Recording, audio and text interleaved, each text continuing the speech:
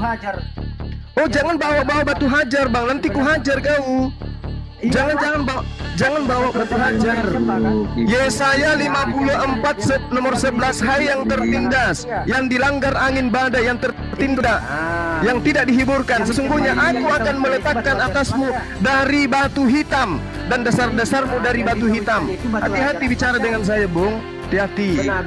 Yesaya 6 nomor 6, tetapi seorang daripada Serafim itu terbang mendapatkan aku, di tangannya ada batu bara yang diambil dengan sepet dari atas mesbah untuk menghapuskan dosa. Hati-hati ngomong sama Bang. Hati-hati. Itu siapa, Bang? Hati-hati. Suatu gak?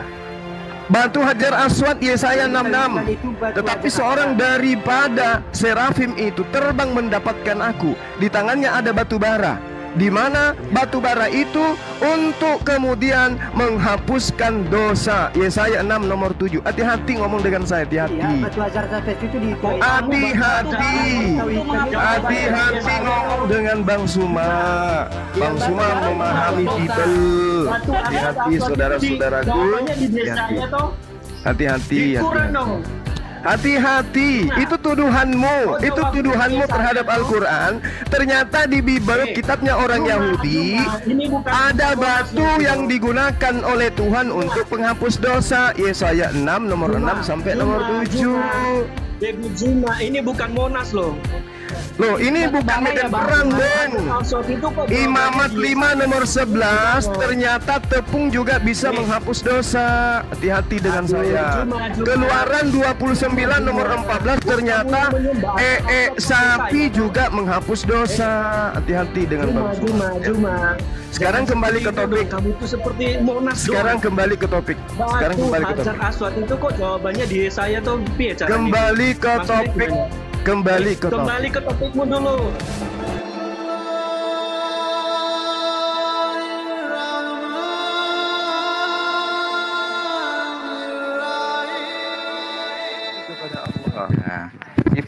Kipli itu kenapa masih dipakai gitu loh? Apanya yang dipakai? Ngerti syiar enggak?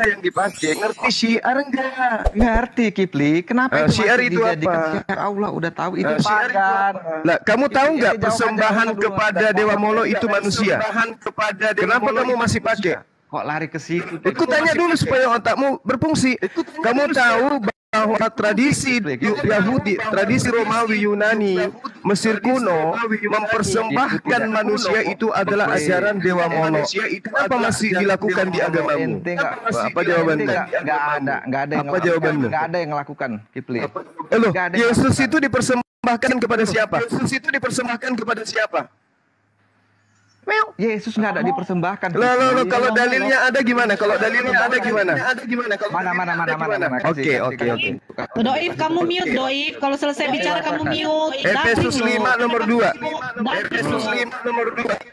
Terus apa? Baca. Biar tak ajarin. Ente baca. Efesus 5 nomor 2.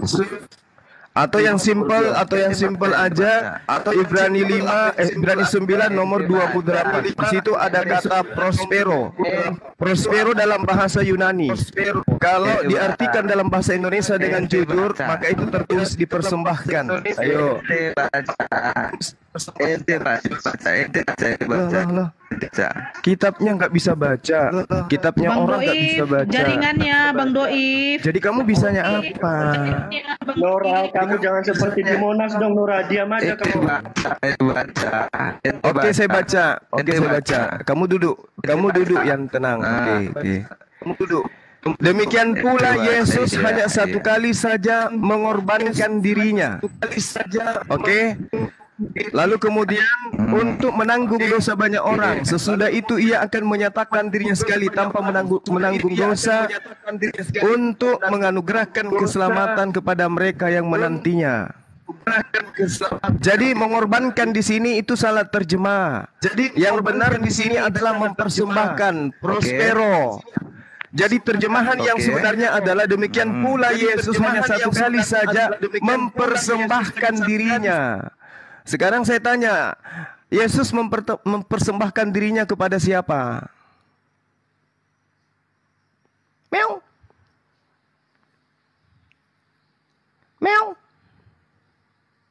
Ingat ya, kita masuk ke dalam original teks. Prospero itu artinya mempersembahkan. Cuma. Kipli. Apa? Kipli, dengar dulu. Apa? Itu adalah hukum-hukum perkawinan. Ente biar tahu. Ente buka Imamat 18 Ibrani ayat 21. 9:28 Yesus mempersembahkan dirinya kepada siapa? Kepada siapa? Mulai Ente nangis. buka Imamat Mulai 18. nangis. Ente buka Imamat 18. Mulai nangis. Nggak usah framing ente nggak usah framing. Saya tanya, kamu Ente tanya buka mana di mana Imamat kami 18. mempersembahkan Yesus? Ibrani 9:28. Kena kau. Mesti mau. Ente buka Imamat Sekarang Dewa Molok yang minta korban darah manusia. Korban Yesus yang adalah Ente buka manusia Imamat 18 kalian ayat persembahkan 21. kepada siapa? Ayo. Nangis. Ente buka Imamat 18:21. Nangis di minggu Bapak Lente pagi bukakan Imamat adalah 18:21. hal yang mengharukan. Imamat 18:21. Jawab dulu. Yesus mempersembahkan darahnya kepada siapa? Jawab. Imamat 18:21. Saya Ente baca. Saya tahu Imamat Imamat 18:21 itu biar justru ente tahu. Tuhan kemudian murka karena orang mempersembahkan anaknya ke Dewa Molok. Sekarang saya tanya, justru Yesus dipersembahkan kepada Itu siapa? hukum. Ayo. Kipli. Ya. Itu hukum-hukum perkawinan Kipli. Oh, hukum perkawinan pula. Ibrani 9:28. Ente baca. Saya baca dari tadi. Saya baca. Demikian pula Yesus hanya satu kali saja mempersembahkan dirinya untuk menanggung dosa banyak orang. Oke. Ayo. Oke. Kenapa perkawinan? Apa hubungannya Buka perkawinan? Iya. Buka Raja-Raja 23 ayat 10-nya. Raja-raja pula. Saya tanya, darah Yesus Udah, itu buka, dipersembahkan Kipli. kepada Buka, siapa? Kipli. Enggak. Jangan Buka, melebar, Kipli. jangan melebar. Ya, Kipli, buka, Kipli. Jangan melebar. Tadi Biar saya ente baik-baik tahu. mau membahas Biar ente tentang tahu. Abraham. Kalian lari Kok kemana-mana. lah, Sekarang masa kena. framing ente. Sekarang kena Ente kau jangan kan. framing. Saya tanya sekali Ente lagi. jangan framing, weh. Saya tanya sekali Weh, lagi. ente jangan framing. Darah Yesus itu Ente kalian jangan persembahkan framing. kepada siapa? Ayo. Ente Tadi yang- bahas-bahas ente yang sunat tidak kemana? ada di Al-Quran. Ente yang Nah, saya tanya kemana? persembahan darah manusia di dalam Bibelnya, Ente di dalam yang perjanjian kemana? lamanya orang Yahudi ada Ente- enggak? Sunat Bang Juma. Enggak ada. Udah tunggu dulu, sabar. Di mana kau tunjukkanlah Di mana di perjanjian lama persembahan darah manusia itu adalah karya Tuhan? Di mana? saja kau. Ayo. Ente baca ini. Mana dikatakan Nangis, Kipli. nangis kan? Ente baca ini. Nah. Ente baca ini Kipli. Kamu jangan Dipersembahkan ngajarin kepada saya, mana? Bung. Saya bukan manusia Google. Kamu gak usah ngajarin saya, apalagi tentang Islam. Ini Gak bukan usah Google. kamu ngajarin Silakan saya. ente buka sendiri. Ini Tadi apa Dewa Moloknya judulnya? ditinggal. Gitu. Tadi Dewa Moloknya ditinggal. Nggak dibahas lagi. Ini Ya. awalnya, ente yang framing. Saya sudah sampaikan samamu. Ini awal. Orang-orang terdahulu tawaf. Orang-orang terdahulu itu memiliki syariat, kemana, memiliki Kipli? syiar. Cara mereka Tawaf syiar kemana, ada. Kipli? Aduh, Tawaf kemana Kipli? parah ini, parah. Tawaf kemana Kipli? Kamu belajar makanya. Kalau mau menghadapi Bang Suma Nggak itu kamu usah harus bilang belajar. ente jawab. Ini tawafnya kemana Kipli? Aduh. Tujuan tawaf Yesus itu apa, pun Kipli? Kemana tawaf. ini? Kemana ini? Yesus pun tawaf. Baca Matius 4:23. Yesus Nggak pun usah berkeliling framing, di Kipli. seluruh Galilea. Ia mengajar dalam rumah-rumah ibadat. Berkeliling itu tawaf. Ini, Kipli. Yesus tawaf. Kipli. Matius 9:35. Ente Yesus, baca dulu ini, Kipli. demikianlah Kipli, Yesus ente baca bertawaf ini, ke Kipli. semua kota dan desa. Tawaf itu berkeliling Kipli. dalam rangka Mereka ibadah.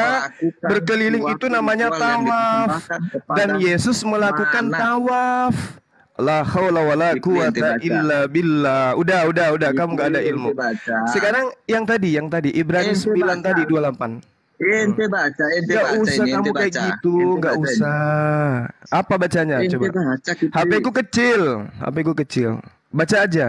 Mereka melakukan suatu ritual yang dipersembahkan Iya. kepada manat. Terus apa Itu lagi? adalah siar Allah. Yang siar Allah itu Berarti adalah jelas sa'i. tawaf. Ini apa ini? Ini apa ini? Ini apa ini? Ente baca makanya. Ya itu kebiasaan orang Quraisy. Jangan kau samakan dengan ayat yang kau bawa. Itu beda. Ini asbab Mereka nuzulnya. mengerjakan sa'i. Ini Dengarkan.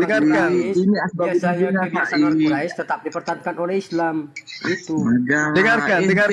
Dengarkan. Mereka melakukan Safa dan Marwah, merupakan sebagian dari syiar agama Islam.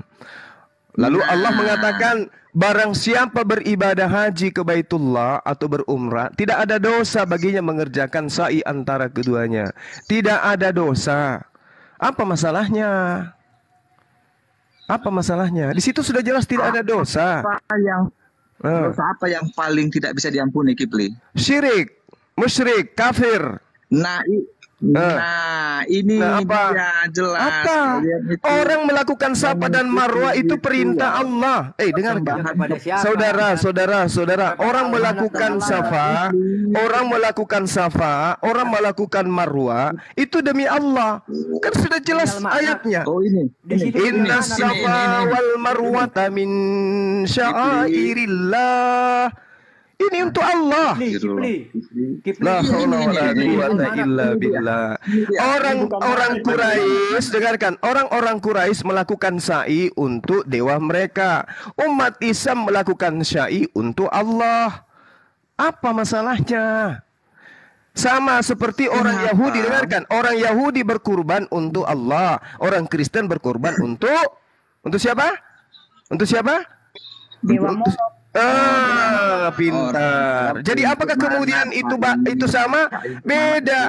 Satu melakukan sa'i untuk dewa mereka, sementara umat Islam melakukan sa'i di antara keduanya, Safa dan Marwah untuk Allah. Ayatnya ada, Inna Safa wal Marwata min sya'airillah. Selesai. Disimpulkan sendiri. Cuma kamu itu jangan seperti di Monas dong. Kamu baca itu. Monas dengan penjajahan 300 tahun itu para mana, Bung? Udah, nggak usah kau bawa yang kayak gitu-gitu. Malu nanti kalian. Apa sih ini si Doib ini kenapa lagi? Ente apa? Allah di sini untuk makan. Kamu kenapa? Ini kan sudah. Mereka orang-orang Quraisy melakukan sa'i untuk berhala mereka Manaf. Umat Islam ketika datang syariat, Inna Safa wal Marwata min sya'airillah, untuk Allah. Yahudi berkorban untuk Allah, Kristen berkorban untuk Al-Manat, Al-Uja, Al-Lata. untuk monyong. Ya la haula wala. Sama-sama berkorban. Dengarkan. Sama-sama sa'i. Sama-sama mereka melakukan sa'i. Yang satu melakukan sa'i untuk dewa-dewa mereka, untuk berhala mereka, Manaf. Umat Islam ketika datang juga melakukan sa'i untuk Allah. Ayatnya ada, Inna Safa wal Marwata min sya'airillah. Ini. Apalagi? Apa? Al-Manat, Al-Uja, Al-Lata. Itu berhala mereka, orang-orang Quraisy. Seturkan berhala-berhala itu agama Allah hanya menyebut Islam. Batu Hajar. Oh, jangan bawa-bawa batu hajar, Bang. Nanti ku hajar kau. Jangan bawa batu hajar. Yesaya 54 nomor 11, hai yang tertindas, yang dilanggar angin badai, yang tertindas, yang tidak dihiburkan. Sesungguhnya aku akan meletakkan atasmu dari batu hitam dan dasar-dasarmu dari batu hitam. Hati-hati bicara dengan saya, Bung. Hati-hati. Yesaya 6 nomor 6. Tetapi seorang daripada Serafim itu terbang mendapatkan aku, di tangannya ada batu bara yang diambil dengan sepet dari atas mesbah untuk menghapuskan dosa. Hati-hati ngomong sama Bang. Yang ditawikan itu siapa, Bang? Hati-hati. Sesuatu gak? Batu Hajar Aswad, Yesaya 66. Tetapi seorang daripada Serafim itu terbang mendapatkan aku, di tangannya ada batu bara, di mana batu bara itu untuk kemudian menghapuskan dosa. Yesaya 6 nomor 7. Hati-hati ngomong dengan saya, hati-hati. Iya, batu hajar itu di hati-hati ngomong dengan Bang Suma. Bang Suma memahami Bible. Hati-hati saudara-saudaraku. Hati-hati. Hati-hati, itu tuduhanmu, itu tuduhanmu terhadap Al-Quran. Ternyata di Bible, kitabnya orang Yahudi, ada batu yang digunakan oleh Tuhan untuk penghapus dosa. Yesaya 6 nomor 6 sampai nomor 7. Baby Juma, ini bukan Monas loh. Loh, ini bukan medan perang, Bang. Imamat 5 nomor 11, ternyata tepung juga bisa menghapus dosa. Hati-hati dengan saya. Keluaran 29 nomor 14, ternyata sapi juga menghapus dosa. Hati-hati dengan Bang Zuma.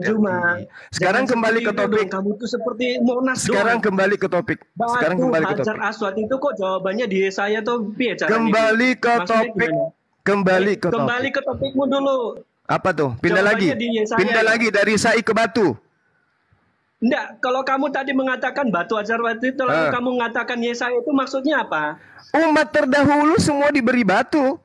Kamu aja yang hanya dikasih batu lato-lato 2. Lalu kau sembah. Kok jawabannya di Yesaya? Hati-hati dengan Bang Suma. Mending kita dialog secara intelektual. Kita dialog secara intelektual daripada Anda saya permalukan nanti. Tapi kok kamu siapa batu asal? Kita dialog pakai ilmu supaya tidak ada hujat-hujatan. Oke?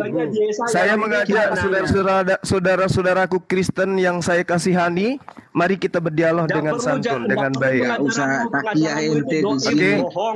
Satu-satu dong, satu-satu. Oke, kita dialog santun mau. Satu. Saudara-saudaraku mau kita dialog baik-baik.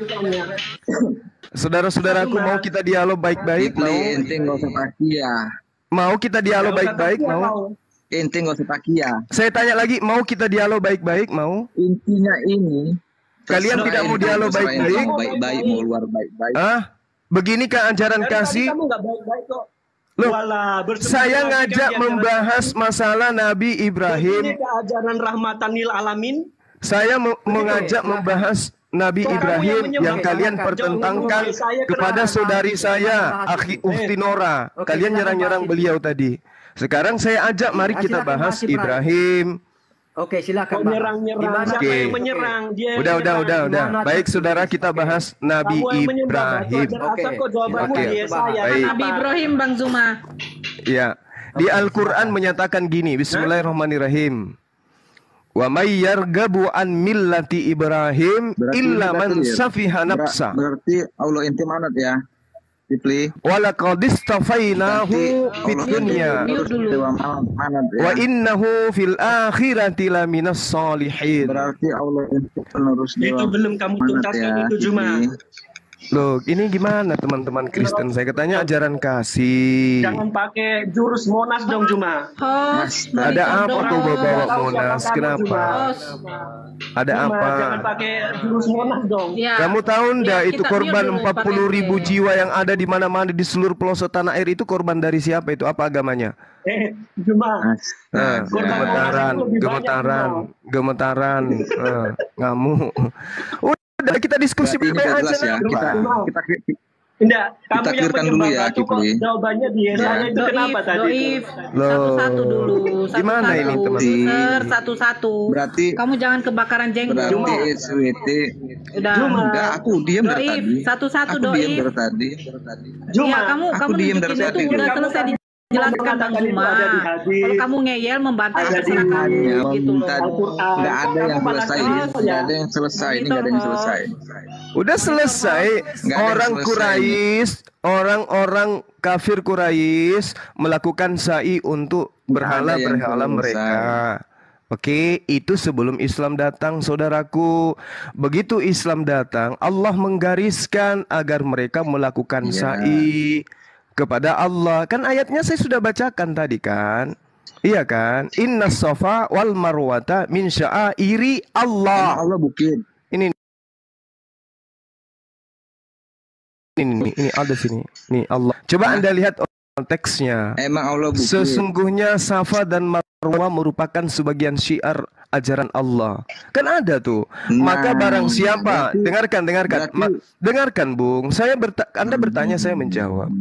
Maka barang siapa beribadah haji ke Baitullah atau berumrah, tidak ada dosa baginya mengerjakan sa'i antara keduanya. Sa'inya itu antara Safa dan Marwah, bukan sa'inya antara manat yang tadi. Bukan di situ. Itu milik orang Quraisy. Begitu Islam datang, mereka meninggalkan itu lalu kemudian mengikuti ajaran Islam. Kan begitu poinnya. Udah selesai kita. Sudah. Ya, terus Sudah. Jadi yang dimaksud sa'i itu, ya, itu pemujaan kepada manat. Siapa yang melakukan itu, saudaraku? Kalian, ente penerusnya. Oh, sudahlah kalau Anda Siapa yang berkata ngaku? Ya seperti kalian, itu. jadi siapa? Kan ente ini penerusnya. Mereka sa'inya kemana? Mereka sa'inya kemana? Sa'i kemana? Kemana sa'i? Ente baca ini. Kalau kami kan Ini sa'i ente antara baca. keduanya Safa dan Marwah. Ini Ente yang kamu baca ini sa'inya iya, kemana? Ini. Iya, apa tuh? Ini. Apa itu? Ini. Oh iya. Terus Anda bacakan. Anda bacakan. Di antara Safa dan Marwah. Terus yang mereka persembahkan di situ Ya apa? Manat atau siapa? Manat. Manat. Ini, Kami baca. bukan manat. Manat itu berhala, benda mati. Aduh. La haula wala quwata illa billah. Dengar. Kenapa ente ini nerusinnya? Ini tadi di Gitu loh. luar. Kok meneruskannya? Itu kan tradisi kami umat Islam. Itu syariat kami. Iya, tadi habis selesai dari pasar. Itu astaga. Oh, tradisi kalian. Oh, berarti Iya. kalian ini ya, Iya. penyembah ini ya, manat ya. Ya itu kalau kamu tuduhkan Oh, begitu iya. mungkin seperti itu dalam otakmu. Iya. Terus terus Iya, itu tempat orang ngambil paket. terus apa lagi? Oke ya. Udah clear. Mas lagi sudah ngomong itu tradisi Iya. untuk menyembah Ya, itu manat ya. Saya katakan itu, kalau kamu katakan itu ya seperti itu. Jadi gini. Saya bacakan asbabun nuzulnya ya. Saya bacakan asbabun nuzulnya. An Urwata Iya, annahu bacakan. qala. Bacakan. Oke. Qultu li Aisyah zaujin Nabi sallallahu alaihi wasallam wa ana yawma idzin haditsus sin. Ara'aiti qaula Allah tabaraka wa ta'ala. Inna as-safa wal marwata min sya'airillah faman hajjal baita aw i'tamara fala junaha alai ayat tawwafa bihima. Lalu apa yang dikatakan? Fama ara alal hadithi syai'a alla yattahwat bihima. Faqalat Aisyah kemudian berkata, ini jelas ini. Maksud ayat ini, dengarkan. Tidaklah demikian. Ini Aisyah menjawabnya. Maksud ayat ini Iya. La haula wala quwata illa billah. Maksud ayat ini Baca. tidaklah demikian. Ayat ini turun terkait dengan kaum Ansar dahulu sebelum Islam. Mereka melakukan satu ritual yang dipersembahkan kepada Manat, nama sebuah berhala yang terletak sejajar dengan Kudaid. Karena itu tadi suaranya pelan-pelan loh. Karena itu mereka keberatan untuk sa'i di antara Safa dan Marwah ketika Islam datang. Mereka kemudian apa? Menanyakan itu kepada Rasulullah. Lalu Allah menurunkan firman-Nya, Inna Safa wal Marwata min sya'airillah. Isim bin Sulaiman berkata, aku bertanya kepada Anas bin Malik tentang Safa dan Marwah. Kemudian dia menjawab, dulu kami menganggap sa'i antara kedua bukit tersebut sebagai perbuatan jahiliyah. Karena itu, begitu Islam datang, kami keberatan untuk sa'i di antara keduanya. Tetapi Allah kemudian menurunkan wahyu, Inna Safa wal Marwata min syairillah. Itu jelas itu, irillah, sorry. Ini jelas. Jadi apa yang Anda bermasalah? Artinya apa? Artinya apa? Serasa mendengar Jumatan. Anda tidak menjelaskan apa yang saya tidak mengetahui apa yang saya sampaikan rupanya. Iya, firmannya itu apa? Ente baca firmannya apa? Kan tadi sudah kubacakan. Allah mengatakan Inna Safa wal Marwata min syairillah. Sesungguhnya Safa dan Marwah merupakan sebagian syiar agama Allah. Nah, berarti intinya syiar Allah itu ini kan ritual kan? Astaghfirullahalazim, ya Allah ya Karim. Dengarkan, saya ulang lagi ya teman-teman. Saya ulang lagi. Tolong jangan kamu praktekkan 2 Korintus 4 nomor 10 di hadapan saya, oke? Urwa berkata, dengarkan. Kamu meminta orang kondusif, kamu sendiri tidak kondusif. Dengarkan. Urwa berkata, dengarkan. Urwa berkata, aku bertanya kepada Siti Aisyah. Loh, saya ditanya tentang ini, Bung. Saya ditanya tentang ini, biar kita melangkah ke materi berikutnya. Jangan ketakutan untuk ke materi berikutnya, jangan. Supaya saya selesaikan ini, Anda diam. Oke, kalau begitu, saya selesaikan dulu, Anda diam. Boleh ya, saudaraku ya? Aku bertanya kepada Siti Aisyah radhiyallahu anha ketika aku masih kecil. Bagaimana pandanganmu tentang firman Allah surah Al-Baqarah ayat 158 yang berbunyi innas safa wal marwata min syairillah. Menurutku tidaklah mengapa apabila seseorang tidak melakukan sa'i di antara kedua itu. Kemudian Siti Aisyah menjawab, maksud ayat ini tidak demikian. Ayat ini diwahyukan terkait kaum Ansar. Dahulu sebelum Islam datang, mereka melakukan satu ritual yang dipersembahkan kepada Manat, nama sebuah berhala yang terletak di sejajar dengan Kudaid. Karena itu orang-orang Ansar ini keberatan ketika ada perintah Tuhan. Mereka keberatan untuk sa'i di antara Safa dan Marwah ketika Islam datang. Mereka keberatan. Kenapa demikian? Karena mereka mempertanyakan. Mereka sudah pernah lakukan itu dulu sebelum Islam datang. Lalu bertanya kepada Rasulullah. Lalu Allah menurunkan wahyunya. Inna safa wal marwata min syairillah.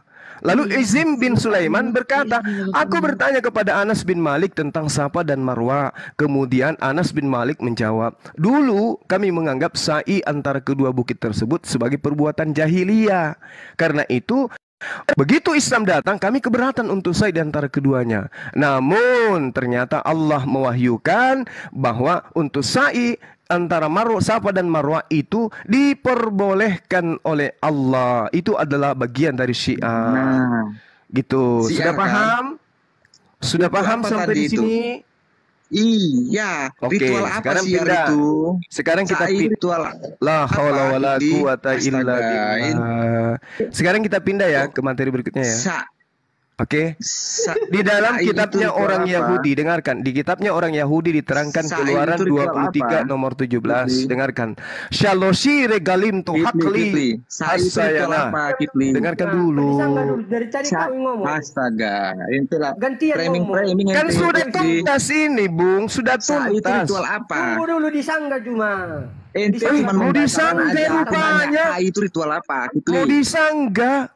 Kan sudah dijelaskan. Fa'anzalallahu ta'ala inna safa wal marwata min syairillah faman hajjal baita aw i'tamara fala junaha alai ayat tawwaba bihima. Tidak ada dosa untuk melakukan sa'i di antara keduanya, Bung. Tidak ada dosa untuk melakukan sa'i. Isinya itu maksudnya itu apa itu? Sa'i itu ritual apa, Kipli? Sa'i itu tadinya adalah ritual kaum Ansar sebelum Islam datang. Oke? Nah, kenapa itu dipakai juga jadi syiar sama Allah? Karena Allah menyatakan, Allah sendiri yang menyatakan bahwa itu bukan dosa bagimu. Oh, berarti syirik nggak dosa? Tidak ada penyembahan di situ, Bung. Di situ tidak ada penyembahan. Itu mereka melakukan safa, berjalan-jalan, Bung. Berjalan mereka itu, bukan beribadah dalam arti kata penyembahan. Saya sudah tamat itu, Bung. Dalam bahasa Arabnya saja saya sudah tamat. Fa'anzalallahu ta'ala inna safa wal marwata syairillah wa man hajjal bait. Apakah kamu tidak malu? Orang yang bisa original teks dengan Anda yang hanya terjemah, apa Anda nggak malu ngotot? Cuma Kipli. Kamu nggak malu ngotot? Kamu hanya terjemahan, saya bisa baca, kemudian original teksnya kamu cuma terjemah. Kamu nggak malu? Kebanyakan kamu takia. Kenapa itu dijadikan syiar, Kipli? Sementara itu persembahan untuk Manat. Di mana persembahan untuk Manat? Di mana? Tawaf itu, ngerti nggak kamu Safa itu apa? Saya tanya dulu, Safa itu apa? Saya tanya dulu. Enggak, saya enggak takut. Justru kamu yang takut. Kalian satu room takut pindah ke materi berikutnya. Sapa itu apa? Sapa itu apa? Aku sudah jawab tadi kalau masalah. Saya sudah jawab tuh Yul. Aku ajak diskusi baik-baik kayak gini cara kalian ya. Ente aku sudah jawab. Dewa mau ente aku sudah jawab. Gimana?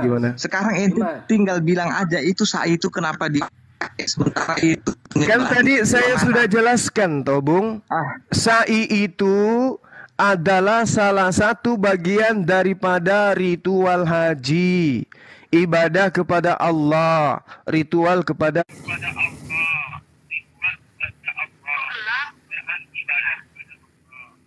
Allah yang tadinya beribadah di gereja, menyembah. Assalamualaikum warahmatullahi wabarakatuh. Sahabat-sahabat sekalian, ya beginilah ya tabiat daripada teman-teman Kristen sebagian ya.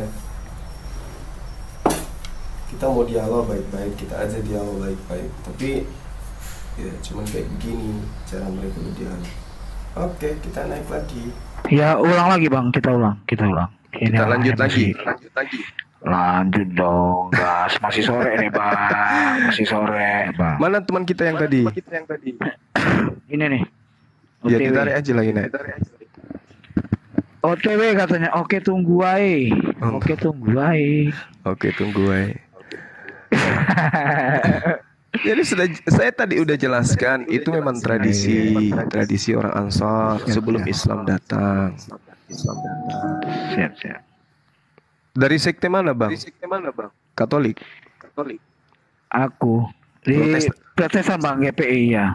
Oh Protestan ya. Nah ini kalbu, welcome kalbu. Naik kalbu. Pentakosta ya bang. Ya Pentakosta, siap. Kalbu.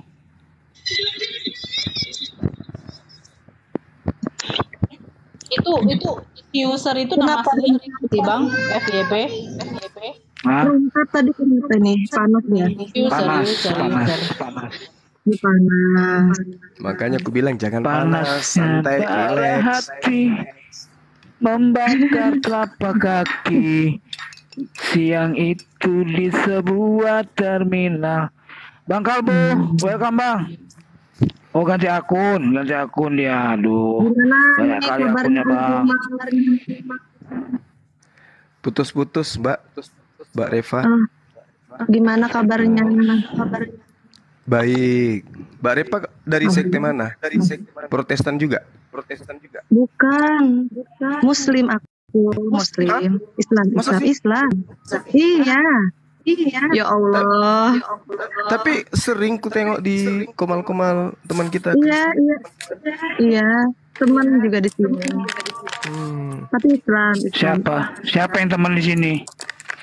Enggak, maksudnya teman-teman banyak teman-teman di sini di Kristen. Siapa yang teman di sini?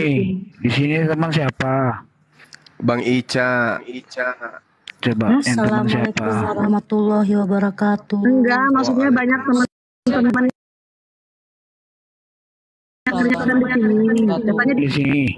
Jujur lah Reva, jujur maksudnya itu dia suruh kamu jujur Reva. Aduh, kalau teman ya udahlah. Enggak, maksudnya bukan. Assalamualaikum. Shalom. Ini Waalaikum. Ada apa dabling? Dabling ya. Iya kayaknya. Coba do mute. Apa namanya? Kenapa sih ya? Siap. Aku di Jamba Siap, lanjut.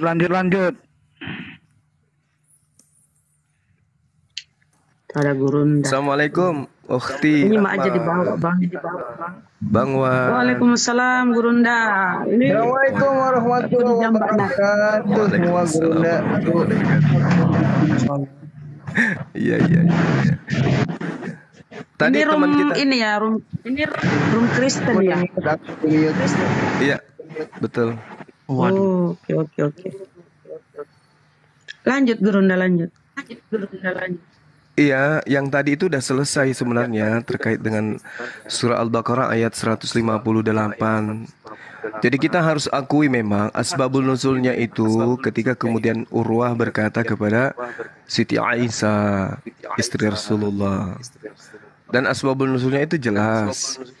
Bagaimana kemudian orang-orang Ansar ketika Islam datang, mereka enggan kemudian untuk melakukan sa'i antara Safa dan Marwah.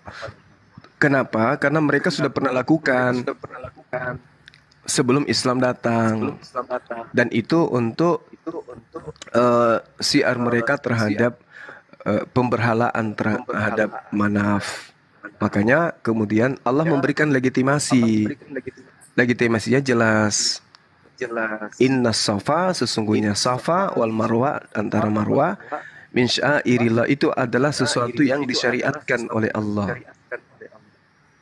Paman hajjal baita aw ya'tamara fala junaha alaihi wa yatawafa bihima. Maka melakukan keduanya itu bukan dosa. Itu sudah diberikan solusi oleh Allah. Itu bukan sesuatu yang melanggar. Tidak ada dosa baginya yang mengerjakan sa'i di antara Safa dan Marwah. Udah selesai sebenarnya. Cuman teman kita yang tadi tuh ngotot gitu. Ini katanya adalah sesuatu yang diajarkan, yang dilakoni oleh orang-orang kafir Quraisy. Iya memang dulu karena mereka menganggap itu adalah bagian dari syiar kepercayaan mereka. Makanya pada saat Islam datang, mereka bertanya, loh kok sama gitu? Kok bisa sama? Dulu kita sudah melakukan ini, kata mereka, kata orang-orang Ansar ini. Tetapi kemudian Allah memberikan legitimasi terhadap itu. Teruskan berjalan antara Safa dan Marwah. Kan itu cuma jalan-jalan itu. Bukan mempertuhankan apa yang ada di situ.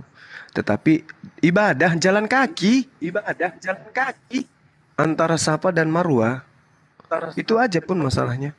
Dan itu kurasa tapi perlu diperpanjang.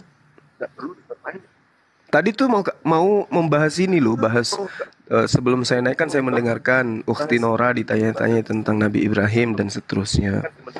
Jadi saya mudah-mudahan saya dinaikkan gitu. Jadi saya naik. Alhamdulillah teman kita ini baik. Yang punya Komel ini baik. Aku dinaikkan ke sini.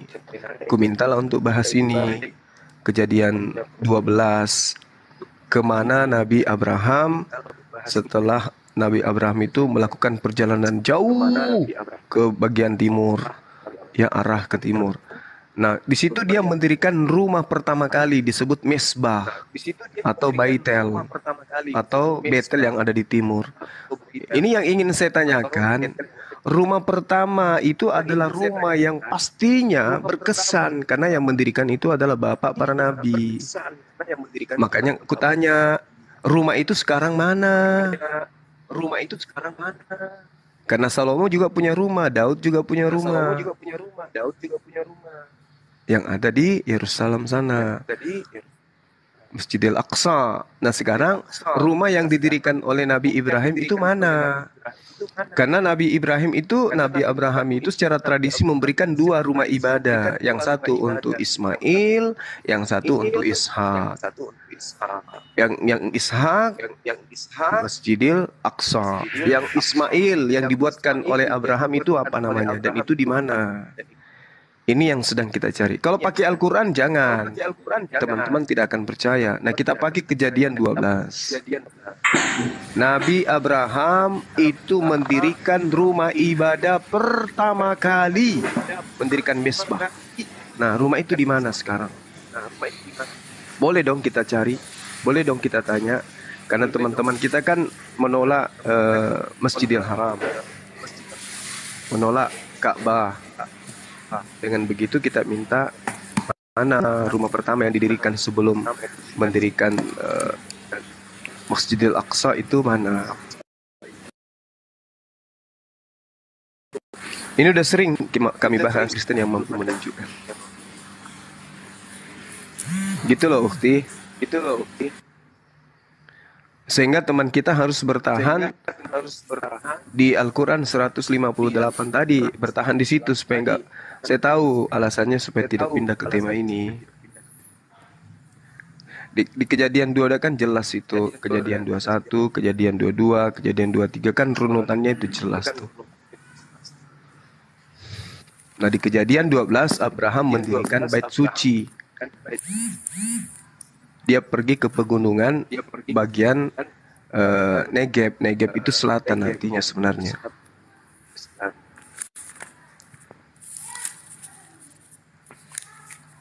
Itu penting. Silakan itu. pengikut Jala, Ervan. Oke, shalom. Ya, Shalom, silakan. Oke, terima kasih. Saya hanya mau menanggapi saja. Abraham mendirikan mesbah, itu kan mesbah bukan berupa bangunan. Kadang mesbah itu hanya dalam bentuk meja, seperti meja tetapi disusun dari batu. Itu kan yang didirikan oleh Abraham.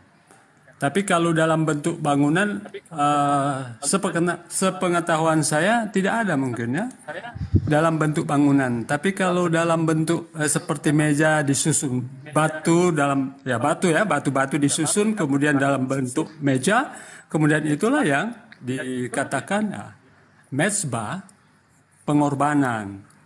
Itu yang didirikan oleh Abraham. Tetapi beda dengan Sulaiman. Sulaiman itu memang mendirikan Ka'bah. Ya.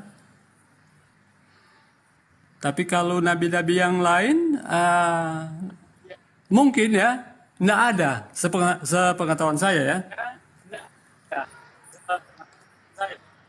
Kemudian juga menyentil tentang batu yang bisa menghapus dosa. Ya. Kalau di Muslim kan batu hajar kan bisa menghapus dosa. Dan itu sebetulnya tidak diajarkan oleh Allah. Allah tidak pernah berfirman bahwa mengusap batu hitam bisa menghapus dosa. Tapi itu adalah ajaran Muhammad sendiri. Karena Abraham pun dia tidak pernah mengajarkan bahwa mengusap batu hitam itu bisa menghapus dosa. Kalau kita kembali kepada Yesaya 6 ayat 67 itu kan situasinya itu berbeda. Ketika Yesaya dipanggil Tuhan untuk diutus, Yesaya itu tidak layak sebetulnya. Dia katakan dia najis. Nah, untuk membuktikan bahwa Allah memang mau menggunakan Yesaya, maka Tuhan itu mengutus serafim untuk apa? Membuktikan bahwa Yesaya bisa ditahirkan dengan dia mengambil batu itu yang disepit itu kemudian ditempelkan kepada bibir Yesaya, maka saat itu juga Yesaya menjadi tahir. Maka ketika Tuhan tanya, siapakah yang aku utus? Yesaya katakan, akulah Tuhan, utuslah aku. Karena itu benar-benar sudah disucikan. Tetapi itu juga situasional. Makanya orang-orang Israel tidak ada lagi menggunakan batu untuk menghapus dosa. Tidak ditempatkan di Ka'bah, di sinagog, kemudian diusap-usap, kemudian dijadikan penghapus dosa. Itu kan sudah berilah juga kepada batu. Beda dengan mungkin batu Hajar Aswad yang memang sampai saat ini, sampai kapanpun mungkin kiamat pun akan ditempatkan di Ka'bah kemudian diusap-usap karena mereka mempercayai bahwa itu bisa menghapus dosa. Itu mungkin, brother.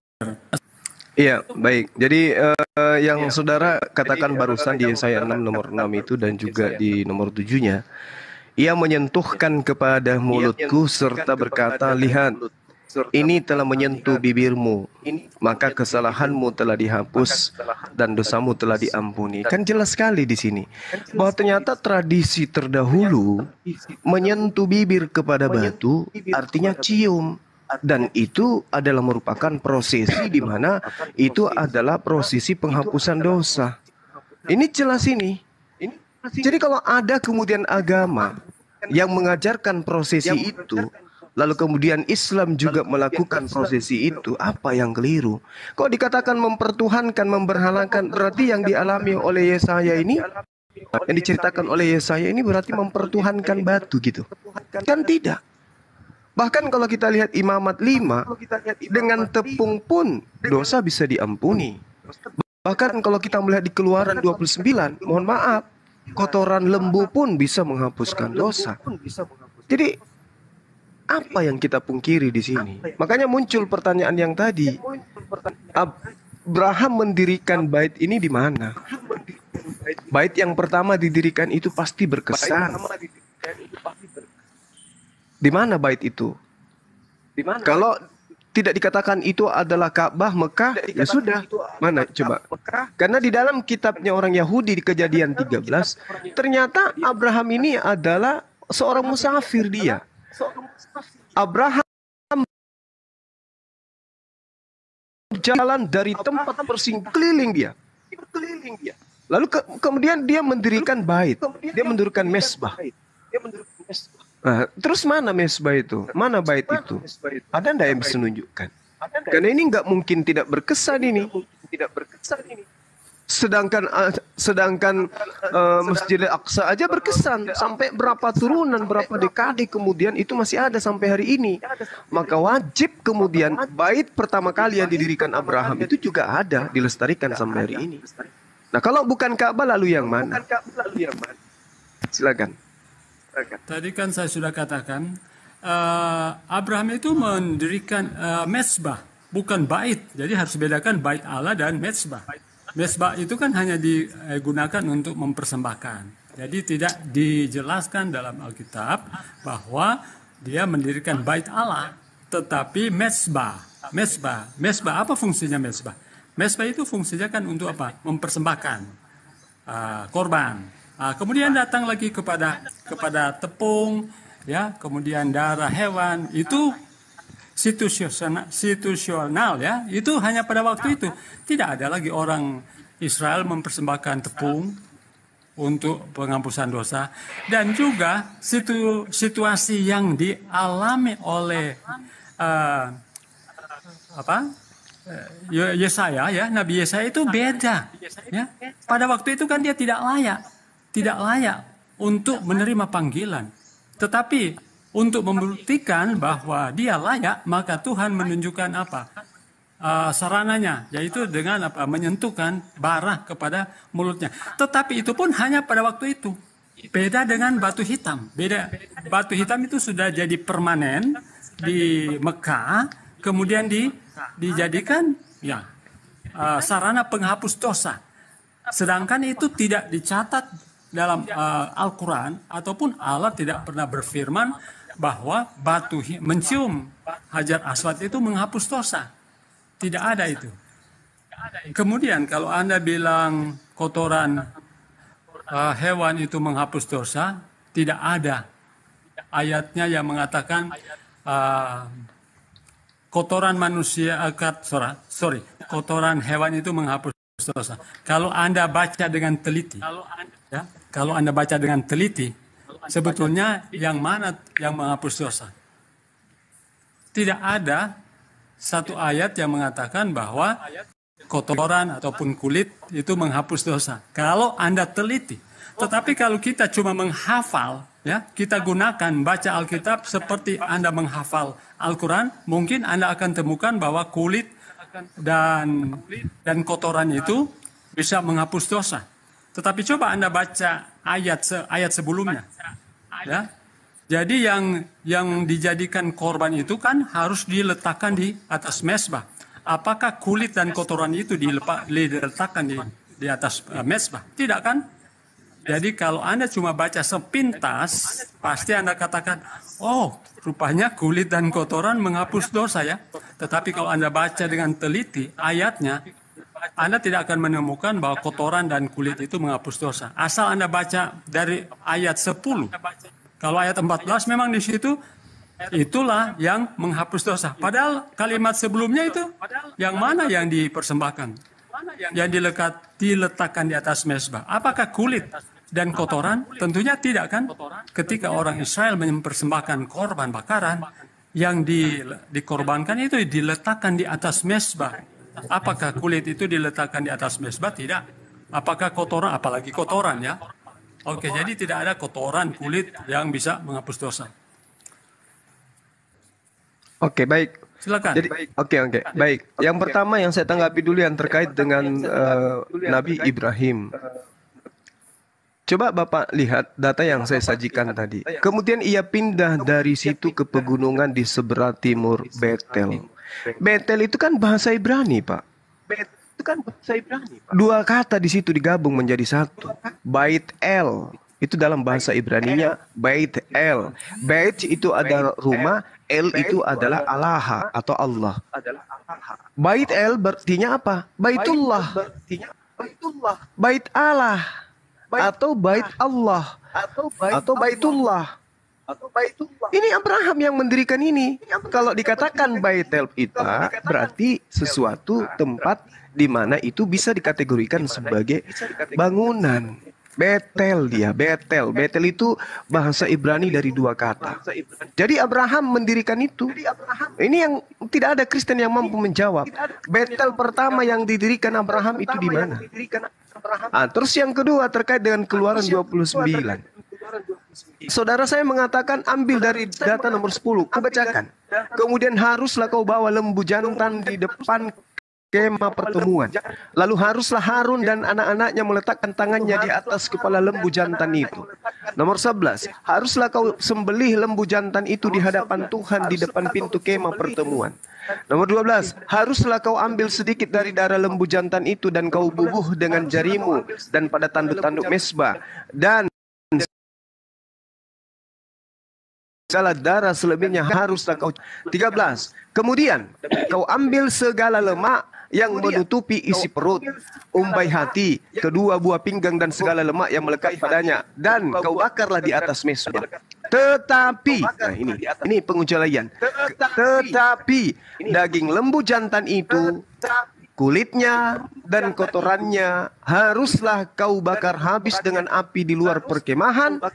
Itulah korban penghapus dosa. Berarti apa tadi? Daging, kulit, kotoran. 3 ini, Trinitas. 3 di dalam lembu. Kulit, daging, dan kotorannya dibakar sebagai korban penghapus dosa. Berarti kesimpulannya apa? Ternyata kotoran, kulit, dan juga daging lembu bisa hapus dosa. Jadi itu syariat, Pak. Itu ketetapan Tuhan. Tidak bisa kemudian kita bantah itu. Itu ketetapan. Ketetapan Tuhan. Jadi ketetapan Tuhannya jangan dibantah. Ya, kemudian ketetapan manusia Anda agungkan. Seperti misalnya mempersembahkan manusia. Anda agungkan itu, padahal itu bukan ketetapan Tuhan. Ketetapan Tuhannya ya kotoran, kulit, dan daging. Inilah bahayanya ajaran orang Farisi, Pak. Merubah-rubah firman Tuhan yang datang, yang tadinya ketetapan dianggap sebagai bukan ketetapan. Seperti Bapak. Oh ternyata bukan gitu katanya. Loh ini tetapi daging lembu jantan itu kulitnya dan kotorannya haruslah kau bakar habis dengan api di luar perkemahan. Itulah korban penghapus dosa. Kalau di Kristen kan tidak. Yesus anak Maria itu disalibkan di atas tiang salib. Itulah korban penghapus dosa Kristen. Kan beda, Pak. Tuhan tidak pernah minta persembahan darah manusia. Tapi dipersembahkan juga. Alasannya ada nubuatan. Nubuatan dari mana? Nah ini masalah. Jadi kita kembali kepada tema. Baitel, Bait Allah, Baitullah yang didirikan pertama kali Abraham itu bisa enggak Kristen tunjukkan? Silakan. Sekali lihat tadi apa terdapat di mana? Bilangan atau ulangan itu? Saya lupa juga. Bilangan. Mana? Yang mana, Bang? Yang kotoran dan kulitnya. Keluaran 29. Ternyata Bapak belum tahu. Tadi katanya baca dari data nomor 10. Bukan keluaran itu. Coba bilangan, Bang. Coba. Keluaran, Pak, Keluaran 29 nomor 14. Keluaran 29 ya. Iya.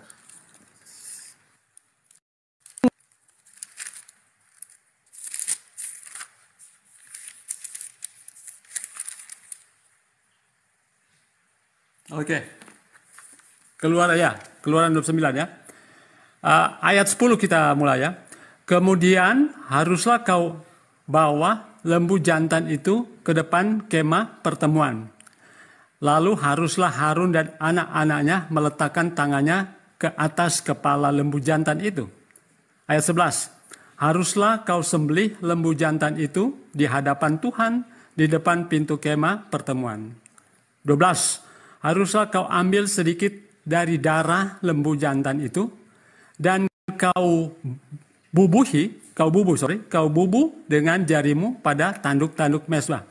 Dan segala darah selebihnya haruslah kau curahkan pada bagian bawah mezbah. Ayat 13. Kemudian kau ambillah segala lemak yang menutupi isi perut, umbai hati, kedua buah pinggang, dan segala lemak yang melekat padanya, dan kau bakarlah di atas mezbah. Saya mau tanya, yang mereka persembahkan itu biasanya dibakar di atas mana, brother? Sebelum kita lanjut. Ketika mereka mau membawa persembahan korban bakaran. Di atas mezbah.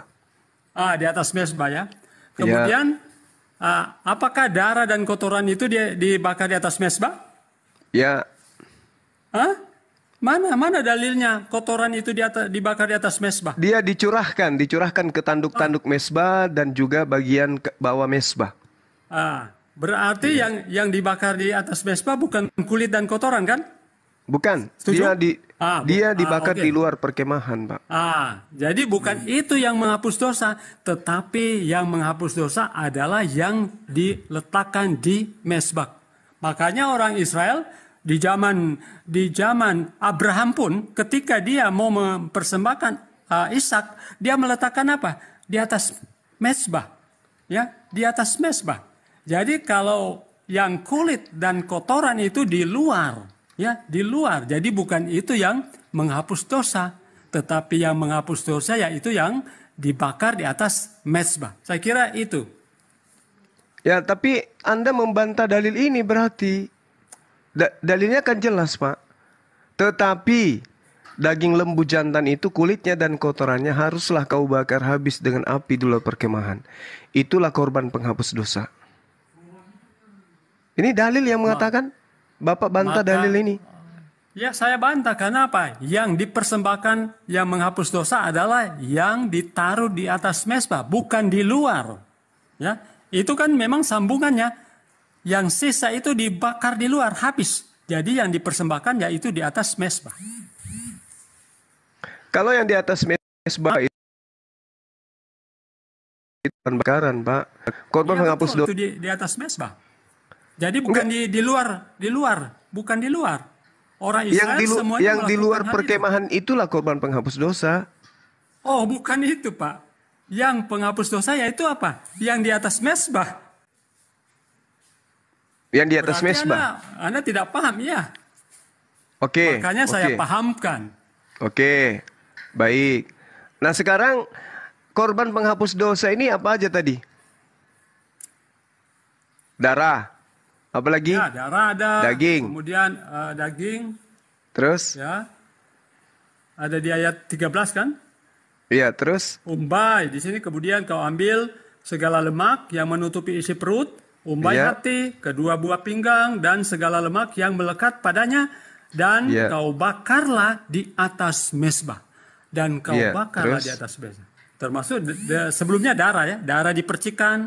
Dan seterusnya ya intinya, poinnya yaitu di apa? Persembahannya di ayat 13. Kemudian yang sisanya yang dibakar di luar perkemahan yaitu apa? Kotoran, kulit. Ya itu yang tidak ada gunanya itu. Jadi dia dibakar aja? Iya. Nah, kalau tidak dibakar gimana, Pak? Kenapa? Kalau tidak dibakar gimana? Oh, saya tidak tahu kalau tidak dibakar jadi apanya saya tidak tahu. Tapi itu memang peraturan ya harus dibakar. Itu peraturan, Pak. Makanya itu rangkaian. Benar nggak bahwa itu rangkaian ketetapan aturan bagi mereka? Benar nggak bahwa membakar kulit, daging dan kotorannya itu adalah bagian daripada korban penghapus dosa? Benar? Tetapi itu bukan inti penghapusan dosa. Betul, tetapi bukan inti penghapusan dosa. Tapi bagian tidak bisa dipisahkan, tidak bisa dilepaskan antara satu dengan yang lain. Benar enggak? Iya. Betul. Berarti tetapi intinya bukan itu yang menghapus dosa, tetapi apa? Yang diletakkan di mezbah. Tapi itu tidak bisa terjadi ketika rangkaiannya itu dikurangi. Kotorannya pun harus dibakar. Tetapi ya kan, intinya Pak? Bukan itu. Tetapi intinya penghapusan dosa apa? Yang dibakar di atas mezbah. Tidak terjadi penghapusan ketika rangkaian akhir tidak dilakukan. membakar kulit dan daging dengan kotoran di luar perkemahan. Betul nggak? Siapa yang disebutkan? Tidak disebutkan. Itu tidak dibakar atau diapakan, tidak disebutkan kalau batal. Ya data terakhirnya kan jelas tuh Pak. Itulah korban penghapus dosa. Ya. Itu di atasnya, bukan yang diterangkan kotorannya. Iya, tapi ini kan rangkaian. Tetapi daging lembu jantan itu kulitnya dan kotorannya harus kau bakar habis. Harus itu apa Pak? Perintah atau bukan? Yang dipersembahkan yang mana? Perintah. Sudah itu perintah. Itu perintah. Tetapi yang intinya, yang intinya yang menghapus dosa di mana? Ayat 13. Jadi bukan kotoran. Oh, tidak bisa, Pak. Ini rangkaian, Pak. Dosa tidak bisa. Dosa tidak bisa terhapuskan kalau ada rutinitasnya dihilangkan syarat sahnya.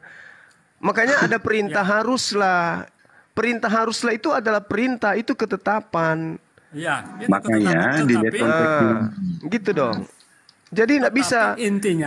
Tetapi intinya yang menghapus dosa adalah apa? Yang dibakar di atas mezbah. Oh, bukan begitu, Pak. Yang menghapus dosa itu adalah rangkaian termasuk tainya, termasuk kotorannya juga. Oh, yang jelas itu di ayat 13. Kan? Ya, ngerti deh. Lo nggak bisa. Di atas mezbah. Sekarang begini. Ketika sudah dikorbankan di atas mezbah, sudah dibakar di atas mezbah, tapi rangkaian terakhir yang hukumnya wajib tidak didirikan, apakah berhasil penghapusan dosa itu? Berhasil. Loh, ini ada perintah harus. Loh, makanya dilihat yang dipersembahkan apanya. Kan iya, ada ngerti enggak kalau perintah harus itu? Harus itu kedudukannya apa? Wajib atau tidak? Makanya dilihat. Saya tanya dulu, Bang. Saya tanya dulu. Harus itu perintah penekanan atau tidak? Iya, itu penekanan. Perintah ya. Penekanan perintah. Kalau tidak dilakukan, batal atau tidak? Oke, silakan. Oke. Itu kan tata cara. Ya, lanjut. Jadi begini ya. Itu memang rangkaian ya. Oke, itu rangkaian. Oke, sebut itu rangkaian. Tetapi intinya yang menghapus dosa adalah di ayat ke-13 yang dibakar di atas mezbah. Tidak bisa, Pak. Iya. Yang menghapus yang korban penghapus dosa ini adalah sapi lembu. Ya, tapi itu bisa terjadi kalau prosesi daripada aturannya itu dilaksanakan sesuai dengan aturan. Tai kotorannya harus dibakar. Yang dikatakan harus itu perintah wajib, tidak bisa dihilangkan. Maka itu yang melakukan itu bukan kamu kan? Kamu nggak mengimani, terus kamu mengatakan sesuatu dari kamu. Orang sudah putus asa ini, Cara bernarasi itu, kamu mau belajar dari mereka yang melakukan dong. Kok kamu yang nggak melakukan merasa lebih pintar? Itu narasi bodoh namanya kayak gitu, bro. Udah putus asa. Itu nggak belajar. Itu yang saya takutkan dalam diskusi kita. Akhirnya kita saling menyerang. Udah putus asa. Karena semua ya, memang betul. Yang kami imani yang ini. Sedangkan itu kan tujuannya bukan suatu kebaikan, tapi tujuannya itu mencari perbantahan. Sudah jawab dari tadi jelas kok. Heran saya lihat kamu tuh. Dari tadi saya perhatikan juga saya bukan jemaah gereja yang harus dibodohi, Bang. Loh, kok dibodohin? Siapa yang bodohin kamu? Saya tanya, ini perintah harus wajib atau tidak? Saya tanya dulu. Contohnya perintah harus di sini wajib atau tidak? Coba kamu jawab saya ya. Ini ya pertanyaan saya.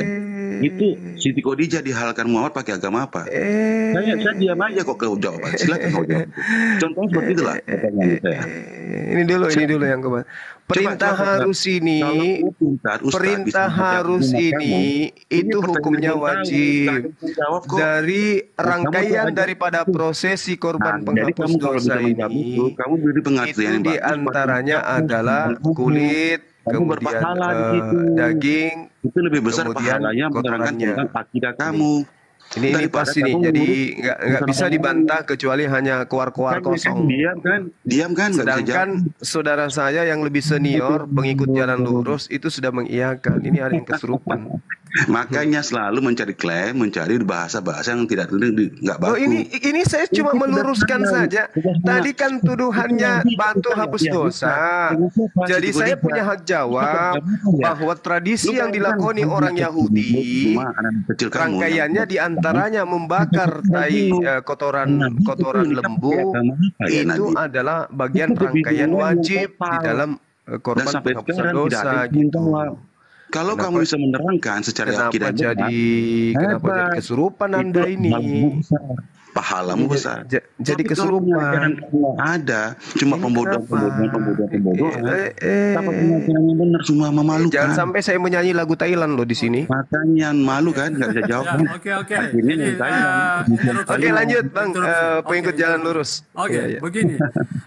Brother Suma, kalaupun Anda mau tanyakan kepada orang Yahudi yang mana yang menghapus dosa, apakah kotoran dan kulitnya? Pasti mereka tidak akan setuju dengan pernyataan Anda. Orang kita Yahudi, sudah diskusi Bang. Kita sudah diskusi bahwa rangkaian daripada korban penghapus dosa itu kulit kotorannya itu juga bagian.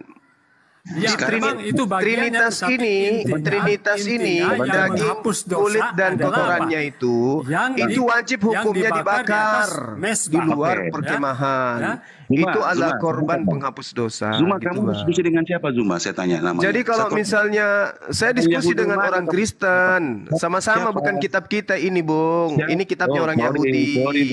Jangan framing dulu. Saya tanya ini kitab kami, brother. Dari mana, Pak? Legalitas. Tolong tunjukkan legalitas tentunya. Dari mana kitabnya orang Yahudi adalah kitabnya orang Kristen? Dari mana? Siapa orang Yahudi? Coba tunjukkan ke saya datanya. Makanya silakan. Yesus dan murid-muridnya saja orang Yahudi. Iya, memang muridnya, bukan penyembahnya. Beda murid dengan penyembah. Kami ini pengikut Yesus. Bukan. Kalau Anda pengikut Yesus, Anda mendengarkan perintah Yesus. Matius 8 nomor 4, perintah Yesus agar mempersembahkan hewan kurban. Bukan manusia, Pak. Loh, kok framing pula? Berarti Anda tidak paham Alkitab. Saya tidak paham lagi. Sekarang saya tanya, Matius 8 nomor 4, Yesus memerintahkan kurban apa, Pak? Mulai lari-lari dia. Coba. Tanya, Zuma, siapa? Coba pengikut jalan lurus. Yesus memerintahkan mempersembahkan korban apa di situ? Kalau Anda mengaku pengikut Yesus, coba Anda jawab saya dengan jujur. Framing doang, inilah nggak ada penjelasan. Ayo Pak, pengikut lurus. Iya. Saya dengan siapa? Dengan si Billy. Saya tanya si Billy pernah melakukan korban itu enggak? Kita atur waktu. Nggak ada. Billy aja ini beroncong saat ini suruh diam dulu, Mas. Persembahan itu, terus kamu bertanya ini apa ini setan atau apa ini sinting atau apa ini ini? Bagaimana coba? Anda diam dulu. Hargai senior kita, itu narasi kamu yang benar. Hargai senior kita. Apa ini ini? Orang Yahudi, siapa Yahudinya? Kamu nggak jawab. Udah. Satu tadi PR kamu buktikan legalitasnya bahwa kitab Taurat itu untuk Kristen. Melakukan persembahan sampai 2 hari sebelum kiamat Anda tidak akan bisa menemukan itu. Korban itu sotoy. Sudah, kamu diam. Saudara pengikut jalan. Diam dulu, story. Diam dulu. Makanya kalau narasi. Silakan Bang, Matius 8 nomor 4 itu Yesus memerintahkan mempersembahkan korban apa di sana rupanya? Silakan. Ya ampun. Saya tanya bagaimana Muhammad menghalalkan Siti Khadijah. Story. Nggak ada yang mau diskusi sama kamu. Nggak ada yang mau diskusi sama kamu. Ini Bang Zuma dengan pengikut. Nggak ada yang diskusi sama kamu. Kenapa kepanasan? Ditanya satu aja nggak bisa jawab, memalukan. Host, tolong dong. Host kondusif kan bisa jawab. Ya turunlah kau. Nggak ada yang mau diskusi. Nggak ada yang mau diskusi sama kamu. Satu aja nggak bisa dijawab. Memalukan, berani naik kompet Kristen. Silakan Bang, pengikut jalan silakan. Pengikut jalan silakan jawab. Yesus memerintahkan mempersembahkan apa? Dan kali kalau itu pakai akal ya, pengetahuan. Ditanya orang jawab, jangan cuma bacot doang. Satu pertanyaan yang bisa kamu jawab. Sama kamu, kan nggak ada yang beda kali. Oke, saya jawab. Khadijah menikah dengan Rasulullah Muhammad SAW itu tidak menggunakan tradisi Kristen. Buktinya tidak ada pendeta yang menikahkan mereka di gereja. Belum ada gereja di abad ke-7 pada saat Nabi Muhammad SAW menerima wahyu. Oke, nggak ada gereja di sana. Kecuali Anda bisa membuktikan ada gereja. Sudah kujawab. Sudah ku jawab. Nah sekarang giliran saya. Tolong kamu jawab dengan jujur. Tolong kamu jawab. Kamu ngomong kayak gitu bisa. Tolong kamu jawab. Ini giliran saya. Yesus pada hari Sabat selalu membaca Alkitab di dalam rumah suci, rumah ibadah. Apakah Yesus membaca kitab suci di gereja atau di sinagoge tempat ibadahnya orang Yahudi? Jawab. Apakah waktu Muhammad menikahi menghalalkan Siti Khadijah itu halal secara Islam? Itu dengan halal. Di mana kata halalnya? Halalnya karena dia tidak menyembah makhluk. Siapa yang menikahkan dia? Dia tidak kemudian dengarkan. Dia tidak dinikahkan. Dengarkan saya. Oh, sudahlah kalau Anda tidak mau mendengarkan. Kalau Anda tidak mau mendengarkan ya sudah. Anda bicara terus. Pakai agama apa? Silakan. Tuduh aja terus. Apa? Wah, itulah kau kan. Kau kalau bilang ke penuduh, aku bertanya kok. Pakai agama apa? Silakan. Kau sudah penuduh. Agama Hanif, ajaran Hanif. Bukan Islam. Sudah Islam itu karena Hanif, jalan yang lurus itu. Berarti agama Islam itu Hanif. Pembohong, penipu, nggak punya dasar kau. Itu kau bilang. Jadi maksudnya. Jadi Islam Hanif. Oke. Jadi nggak mau melakukan ke tuh. Islam jadi maksud dengarkan saya Bu, santai aja. Anda bisa santai nggak diskusi? Anda bisa santai nggak? Saya tanya dulu, Anda bisa santai nggak? Di mana? Satu ayat yang mengatakan Islam itu Hanif. Satu ayat dari di mana? Bahwa Hanif itu Islam. Dengarkan saya. Nabi kau nikah aja nggak tahu kau dijalankan pakai apa? Apakah itu halal secara Islam?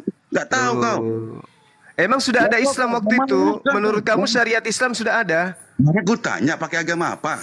Lah, dia mengajarkan, dengarkan. Khadijah itu tidak menyembah Yesus. Khadijah itu keturunan daripada agama ini susah. Makanya narasimu nggak bisa membuat sosok pintar, buat mengajarin Kristen. Memalukan, aku bilang. Susah. Apa yang bisa kau bawa? Nggak ada pengajaran apa yang kau bawa. Jadi maksudnya Anda itu Khadijah menikah dengan cara apa?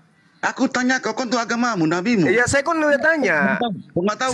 Saya kan sudah tanya. Kau nggak tahu. Saya kan udah jawab. Kau nggak tahu. Nabi kau menghalalkan Siti Khadijah pakai agama apa? Hanif. Oke, Hanif itu secara Islam bolehkah? Boleh. Islam itu agama Hanif. Abraham itu agama Hanif. Ajaran yang lurus. Islam itu. Dengarkan. Islam itu agama Hanif. Iya betul. Satu ayat aja, mana ayatnya? Betul. Islam itu adalah agama Hanif. Mana ayatnya? Itu jelas itu. Inilah jalan yang lurus. Inilah jalan yang lurus. Aduh, susah. Memang kau Nabi jelas-jelasnya. Satu ayat nggak bisa.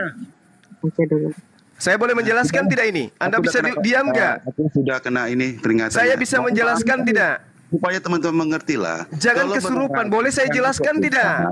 Boleh saya jelaskan tidak? Aku sudah kena peringatan. Suruh diam dulu nih si S ini. Ya gantian ya.